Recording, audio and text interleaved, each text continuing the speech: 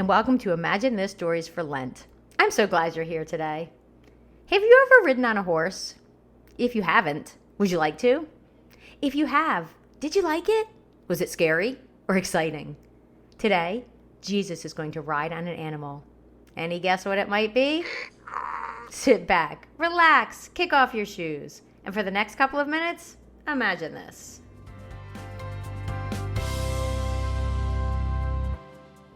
Jesus and his friends were walking toward Jerusalem. They came to a place called the Mount of Olives. This is a range of 3 large hills.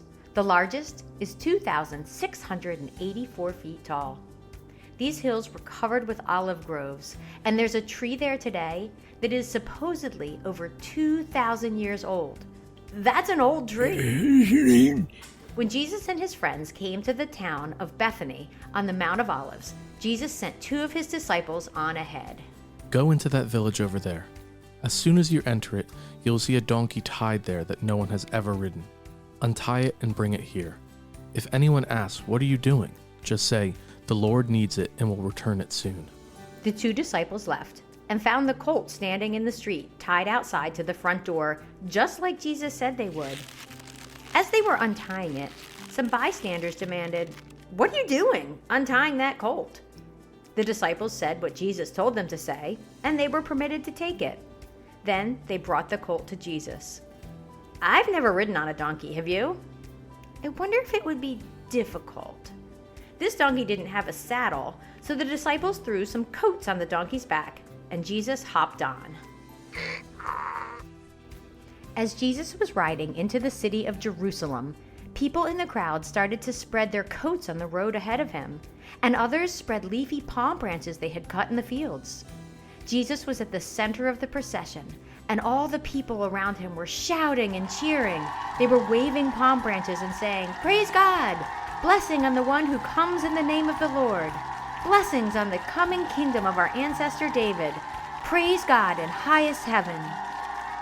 So Jesus came to Jerusalem and went into the temple. After looking around carefully at everything, he left because it was late in the afternoon. Then he returned to Bethany with his 12 disciples.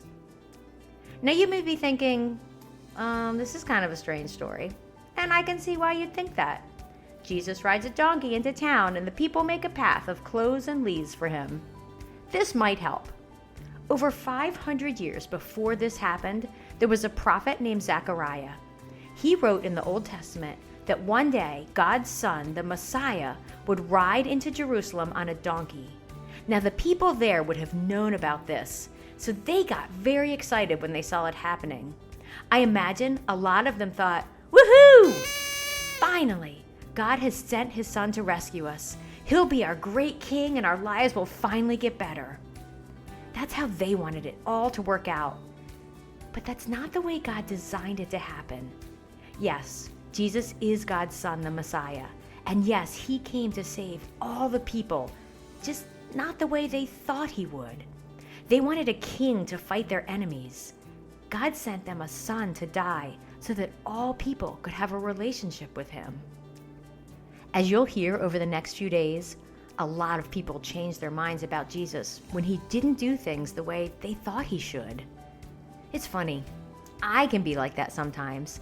I can ask God for something, and then when he doesn't answer me the way I think he should, I get angry or frustrated. And instead of trusting him to do the things he knows are best, I get mad because he didn't do it my way. I need to remember that God's ways are not my ways.